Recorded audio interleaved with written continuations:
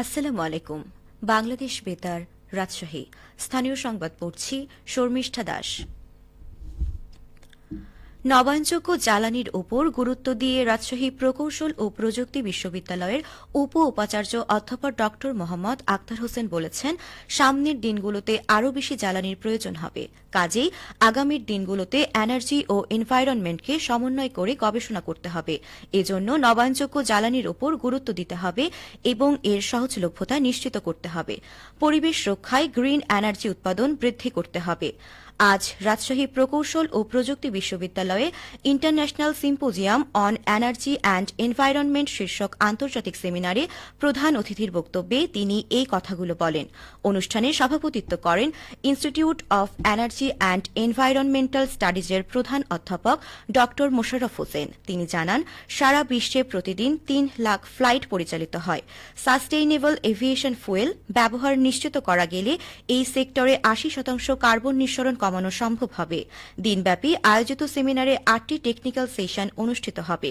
সেখানে গবেষকগণ তাদের ১৩০টি গবেষণাপত্র প্রেজেন্টেশনের মাধ্যমে তুলে ধরবেন। চাঁপাইনবাবগঞ্জের গোমস্তাপুরে মাদকমুক্ত শিক্ষা প্রতিষ্ঠান নিরাপদ ভবিষ্যৎ শীর্ষক সেমিনার অনুষ্ঠিত হয়েছে। গতকাল বহিপাড়া উচ্চ বিদ্যালয়ে এই সেমিনার অনুষ্ঠিত হয়। চাঁপাইনবাবগঞ্জ জেলা মাদকদ্রব্য নিয়ন্ত্রণ অধিদপ্তর আয়োজিত সেমিনারে সভাপতিত্ব করেন শিক্ষা প্রতিষ্ঠানটির প্রধান শিক্ষক জাহাঙ্গীর কবির। বক্তারা বলেন, মাদক মেধা ও চিন্তাশক্তিকে পঙ্গু করে তোলে, পরিবারের মধ্যে তীব্র অশান্তি ডেকে আনে এবং অপরাধ বাড়িয়ে সমাজকে অস্থিতিশীল করে তোলে। সেমিনারে মাদক বিরোধী শপথ বাক্য পাঠ করানো হয়। এ সময় শিক্ষক, অভিভাবক, মাদকদ্রব্য নিয়ন্ত্রণ অধিদপ্তরের অন্য কর্মকর্তা ও প্রতিষ্ঠানের শিক্ষার্থীরা উপস্থিত ছিলেন। অনুষ্ঠান শেষে কুইজ প্রতিযোগিতায় ১০ জন বিজয়ীকে পুরস্কৃত করা হয়। চাঁপাইনবাবগঞ্জে ১৫০০ গাছের চারা রোপণ ও বিতরণ কর্মসূচির উদ্বোধন করা হয়েছে। গতকাল ফলদ ও বনজ বৃক্ষের চারা রোপণ কর্মসূচির আয়োজন করে অগ্রণী সেচ প্রকল্প পানি ব্যবস্থাপনা সমবায় সমিতি লিমিটেড। চাঁপাইনবাবগঞ্জ পৌরসভার গনকা এলাকায় আয়োজিত অনুষ্ঠানে প্রধান অতিথি ছিলেন চাঁপাইনবাবগঞ্জ জেলা পরিষদের প্রশাসক ও সাবেক সংসদ সদস্য মোহাম্মদ হারুনুর রশিদ। পরে প্রধান অতিথি খাড়ি ও ক্যানেলের পাশে বৃক্ষরোপণ করে কর্মসূচির উদ্বোধন করেন। সমবায় সমিতির সভাপতি মাহফুজুর রহমান জানান, ৫০০টি মেহগনি, আম ও নিম সহ বিভিন্ন জাতের গাছের চারা রোপণ করা হবে। এছাড়া আরও ১,০০০ চারা স্থানীয়দের মধ্যে বিতরণ করা হবে। সিরাজগঞ্জের শাহজাদপুর ও উল্লাপাড়ায় ৩টি খাল খনন কাজ শতভাগ সম্পন্ন করা হয়েছে নির্ধারিত সময়ে। খনন কাজ শেষ হওয়ার সুফল পেতে শুরু করেছে স্থানীয়রা। এই বিষয়ে শুনুন সিরাজগঞ্জ জেলা সংবাদদাতার একটি প্রতিবেদন। প্রধানমন্ত্রীর অগ্রাধিকার প্রকল্প খাল খনন কর্মসূচির আওতায় সিরাজগঞ্জের উল্লাপাড়া ও শাহজাদপুর উপজেলায় ৩টি খাল খনন করা হয়েছে। ত্রাণ ও দুর্যোগ ব্যবস্থাপনা মন্ত্রণালয়ের মাধ্যমে উল্লাপাড়া উপজেলার বাগলপুর ও পূর্ব দেলুয়া এবং শাহজাদপুর উপজেলার মশিপুরে প্রায় ৬,৮২,৩৬,৩৫৯ টাকা ব্যয়ে চলতি বছরের ১৮ মে খাল খনন শুরু হয়। সিরাজগঞ্জের জেলা প্রশাসক মোহাম্মদ আমিনুল ইসলাম বলেন, ইতিমধ্যেই খনন কাজ শতভাগ সম্পন্ন হয়েছে।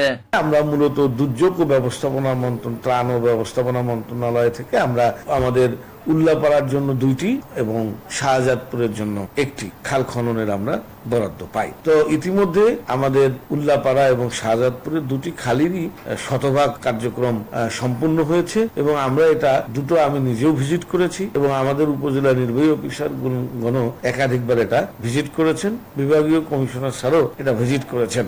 জেলা প্রশাসক আরো বলেন, উল্লাপাড়ার একটি খাল দীর্ঘ সময় খনন না করার কারণে প্রায় হাজার হাজার একর জমি চাষ করতে পারতো না, কিন্তু এবারে এই খাল খনন করার কারণে ওই জমিগুলো কিন্তু কৃষকরা চাষ করতে পারছে। আরেকটা বিষয় হচ্ছে যে মাননীয় প্রধানমন্ত্রী ৮৪ জন উপজেলা নির্বাহী অফিসারকে খাল খননের অগ্রগতির বিষয়ে ডেকেছিলেন স্পেশালি। এর কারণটা ছিল যে আমাদের শাহজাদপুর এবং উল্লাপাড়া দুজনেই খাল যেমন খুব ভালোভাবে খনন করেছেন, তেমনি অতিরিক্ত যে টাকাটা অর্থাৎ যে টাকাটা তাদের লাগে নাই তারা সেটা সরকারি কোষাগারে জমা দিয়েছেন। খাল খনন শেষে বরাদ্দকৃত অর্থের মধ্যে বেঁচে যাওয়া ২২,৭০,০০০ টাকা সরকারি কোষাগারে জমা দেওয়া হয়েছে। সাজিরুল সঞ্চয়, সিরাজগঞ্জ জেলা সংবাদদাতা, বাংলাদেশ বেতার, রাজশাহী। নওগাঁর মান্দায় আত্রাই নদীর বুড়িদহ অভয়াশ্রমে নিষিদ্ধ জাল ব্যবহার করে অবৈধভাবে মাছ শিকারের অপরাধে এক ব্যক্তিকে 10 দিনের কারাদণ্ড প্রদান করেছেন ভ্রাম্যমাণ আদালত।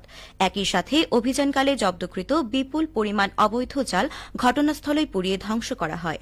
গতকাল সন্ধ্যায় বিশেষ মোবাইল কোর্ট পরিচালনা করেন মান্দা উপজেলার সহকারী কমিশনার নাবিল নওরোজ বৈশাখ। উপজেলা প্রশাসন সূত্র জানায়, গোপন সংবাদে অভিযান চালানো হলে অবৈধ কারেন্ট জাল দিয়ে মাছ ধরা অবস্থায় এক ব্যক্তিকে আটক করা হয়। অভিযানকালে নদী থেকে 10টি রিং জাল, প্রায় 5000 মিটার নিষিদ্ধ কারেন্ট জাল এবং বিপুল পরিমাণ লাইন ফিশার বড়শি জব্দ করা হয়। জব্দকৃত এসব মাছ ও জাল ধরার সরঞ্জামাদি জনসম্মুখে ধ্বংস করা হয়।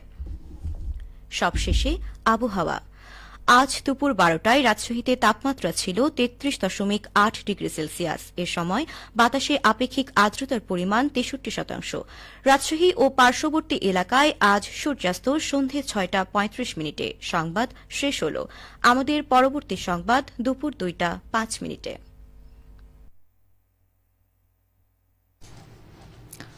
বাংলাদেশ